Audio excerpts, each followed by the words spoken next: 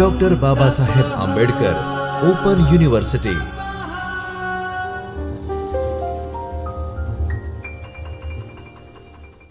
नमस्कार विद्यार्थी मित्रों, डॉक्टर बाबा साहब आंबेडकर ओपन यूनिवर्सिटी के चैतन्य स्टूडियो से मैं डॉक्टर आकृति चंद्रा, असिस्टेंट प्रोफेसर हिंदी, आप सभी का स्वागत करती हूँ। विद्यार्थी मित्रों, बीए के द्वितीय वर्ष के पंचम प्रश्न पत्र हिंदी भाषा, व्याकरण और संप्रेषण की इकाई 7 का हम अध्ययन कर रहे थे, जिसके अंतर्गत क्रिया की परिभाषा और प्रकार के बारे में हमने पढ़ लिया है। आज हम इसी अध्याय के दूसरे भाग यानी कि वाच्य के बारे में अध्ययन करेंगे, जिसके अंतर्गत हम देखेंगे वाच्य क्या होते हैं, वाच्य के प्रकार कितने हैं और क्रिया का पद परिचय क्या होता है। इन 3 विषयों के बारे में हम आज अध्ययन करेंगे। तो सबसे पहले देखिए यह उदाहरण, दर्जी कपड़े सीलता है। दर्जी के द्वारा कपड़े सिले जाते हैं। दर्जी से कपड़ा नहीं सिला जाता।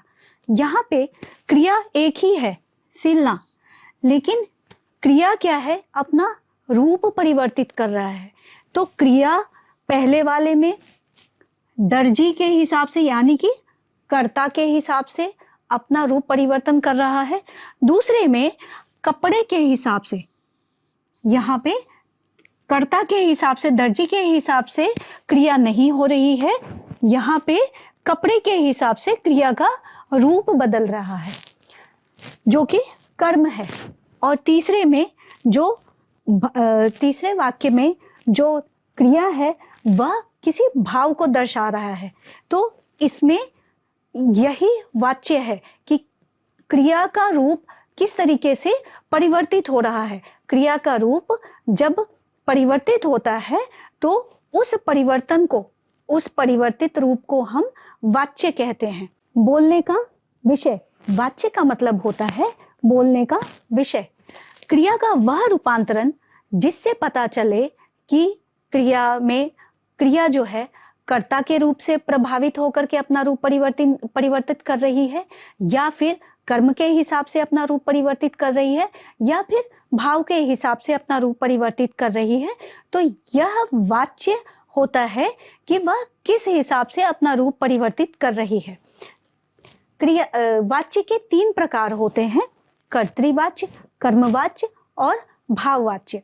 एक एक करके अब हम देखेंगे कि कर्तृवाच्य क्या होते हैं, कर्मवाच्य क्या होते हैं और भाववाच्य क्या होते हैं। वाच्य क्या होते हैं? वाच्य क्रिया का वह रूपांतरित रूप है जिससे हमें वाक्य में पता चलता है कि क्रिया किस हिसाब से अपना रूप परिवर्तित कर रही है, कर्ता के हिसाब से या कर्म के हिसाब से या भाव के हिसाब से। तो सबसे पहले हम देखते हैं कर्तृवाच्य। कर्तृवाच्य नाम से ही पता चल रहा है कि कर्तृ यानी कि कर्ता के हिसाब से अगर रूप क्रिया हो रही है तो वह क्या होगा, कर्तृवाच्य होगा। जैसे लड़का दौड़ता है तो लड़के के हिसाब से दौड़ता है, यह क्रिया बन रही है। लेकिन वहीं अगर कर्ता लड़की है, स्त्रीलिंग है, तो वह दौड़ती है हो जाएगा। एक बात और ध्यान रखेंगे कि कर्तृवाच्य में लिंग और वचन जो है वह कर्ता के हिसाब से होता है। कर्ता जो भी होगा वह उसके हिसाब से जो है क्रिया चलेगी। जैसे मान लीजिए लड़की है, अगर यहाँ पे होता लड़के तो लड़के दौड़ता है नहीं होगा, क्योंकि लड़के बहुवचन है तो लड़के दौड़ते हैं। तो इसका यह जो है क्रिया का रूप जो है वह दौड़ते हो गया है, दौड़ता नहीं हुआ है।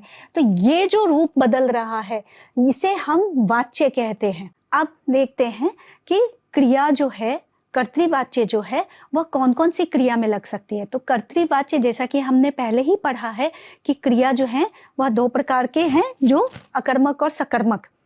ठीक है, तो क्रिया इन दोनों, कर्तृवाच्य जो है यह इन दोनों क्रियाओं में लगेगा।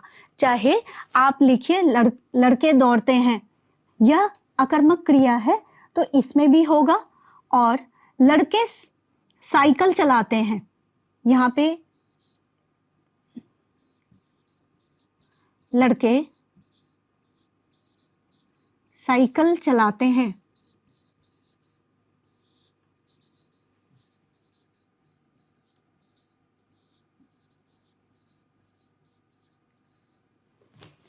तो यह सकर्मक क्रिया है। इन दोनों में ही कर्तृवाच्य का हम प्रयोग करते हैं।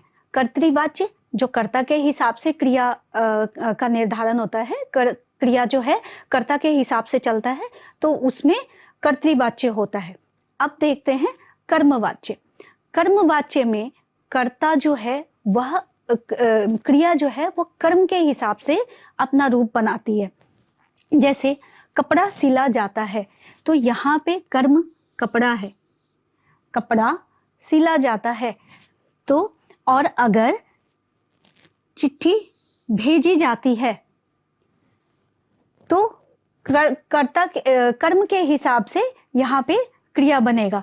अब जैसे मान लीजिए कि हमने लिखा मोहन के द्वारा रोटी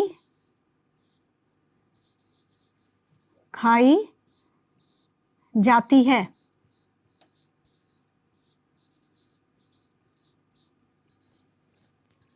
अब देखिए यहाँ पे यह इसमें मोहन जो है वह पुल्लिंग है। मोहन के हिसाब से क्रिया जो है वह नहीं है, वह रोटी के हिसाब से है। रोटी स्त्रीलिंग है, इसलिए यह भी स्त्रीलिंग होगा। तो कर्म के हिसाब से जो है क्रिया अपना रूप बदल रही है यहाँ पे, तो इसलिए यह जो है वो कर्मवाच्य होगा यहाँ पे। अब कर्मवाच्य जब भी लगेगा वह सिर्फ और सिर्फ सकर्मक क्रिया के साथ ही लगेगा। अब जैसे देखिए आप यहाँ पे ये हटा, ये सकर्मक क्रिया है, मोहन के द्वारा रोटी खाई जाती है, रोटी यहाँ पे कर्म है, तो यह सकर्मक क्रिया है। लेकिन अगर सिर्फ ये लिखेंगे मोहन के द्वारा खाई जाती है, तो यह नहीं होगा, यह गलत वाक्य हो गया। इसलिए जब भी हम कर्मवाच्य का प्रयोग करेंगे तो वह सिर्फ और सिर्फ सकर्मक क्रिया के साथ होगा। नहीं, मोहन के द्वारा खाना खाया जाता है, तो खाना यहाँ पे पुल्लिंग है, इसीलिए खाना खाया जाता है, तो वहां पे जाता है लगेगा। लेकिन अगर रोटी है तो रोटी स्त्रीलिंग है, इसलिए रोटी खाई जाती है।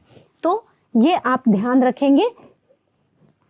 अब देखते हैं कि कर्मवाच्य जो है उनका उपयोग कहाँ कहाँ होता है। कर्मवाच्य का उपयोग 4 जगहों पे होता है। सबसे पहले जहाँ पे कर्ता का पता नहीं हो कि कर्ता कौन है।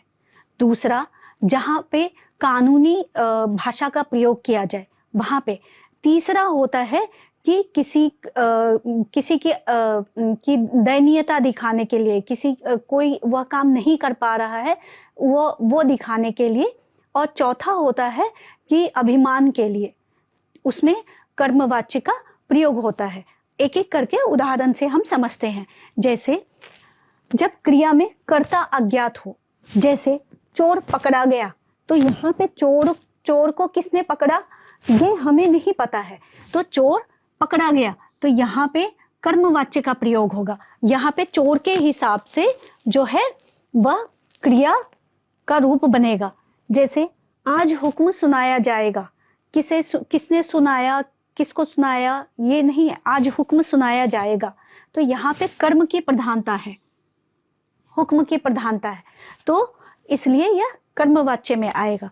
दूसरा है कानूनी भाषा में। आपने बहुत बार देखा होगा कि कानूनी भाषा में किसी एक को इंगित नहीं करके जो बताई जाती है वो कानून वो बनाया जाता है। जैसे यह सूचित किया जाता है, तो यहाँ पे सूचना महत्वपूर्ण है। यहाँ पे कर्ता कोई है नहीं, तो जहाँ पे कर्ता नहीं होगा वहाँ पे, और जहाँ पे कानूनी भाषा होगी वहाँ पे कर्मवाच्य होगा।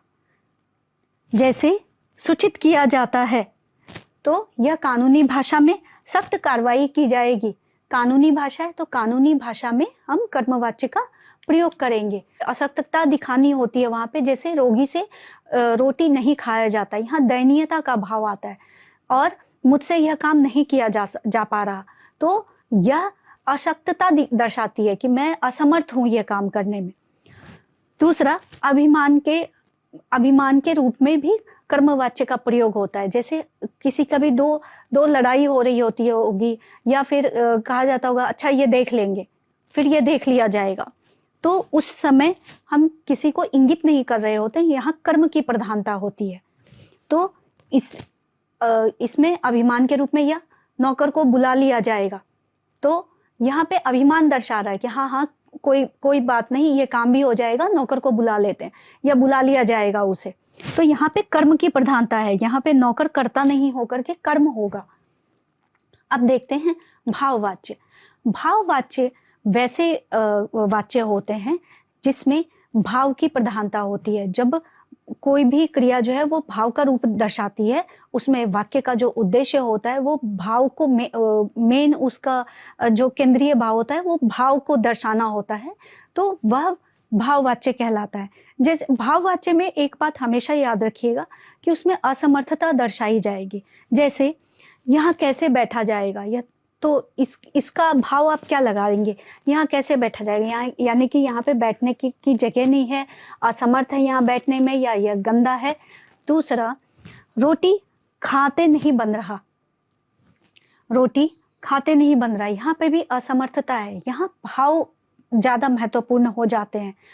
अब एक चीज़ देखिए, यदि कर्मवाच्य और भाववाच्य क्रियाओं को में कर्ता लिखने की आवश्यकता पड़े तो उसे कर्ण के हिसाब से, कर्ण कहते हैं साधन को, या कर्ण एक कारक का नाम है जिसकी विभक्ति से होती है।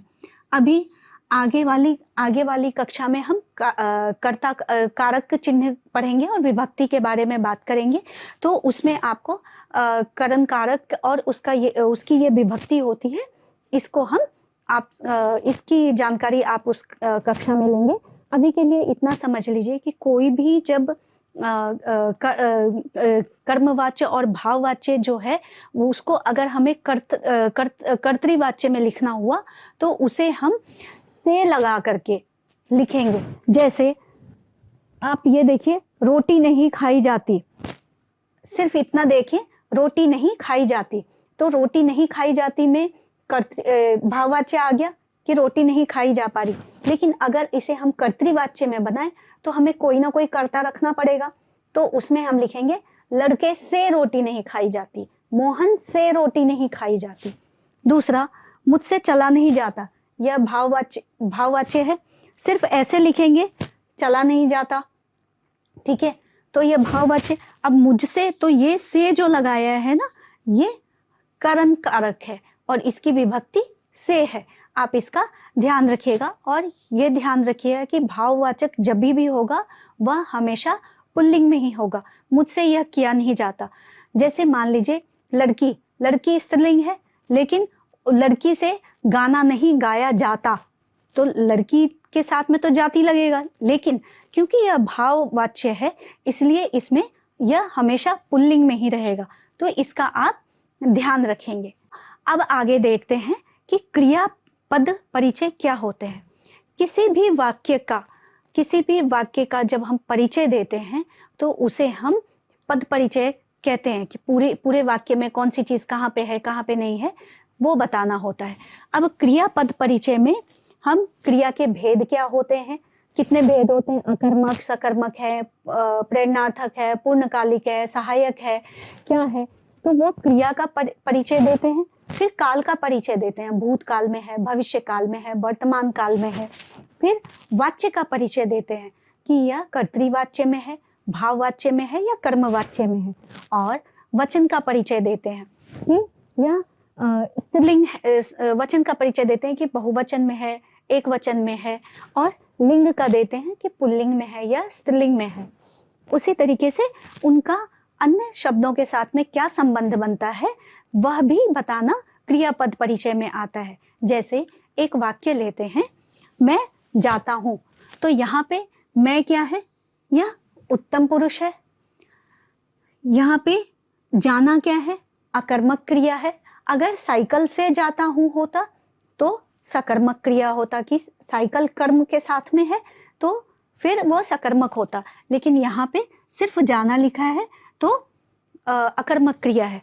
और मैं जाता हूँ, ठीक है, तो यह क्या है, कर्तृवाच्य है, इसमें कर्ता की प्रधानता है। और उसके बाद वर्तमान काल है। काल कौन सा है? वर्तमान है। तो आप जब इसको इस तरीके से बताते हैं कि यह उत्तम पुरुष, एक वचन, पुल्लिंग, अकर्मक क्रिया है, कर्तृवाच्य है और सामान्य वर्तमान है, तो ये परिचय इस तरीके से किसी भी पद का दिया जाता है। तो इसका आप ध्यान रखेंगे। आज के लिए इतना ही। अगली कक्षा में कारक और विभक्ति का अध्ययन करेंगे। धन्यवाद। स्वाध्यायः परमं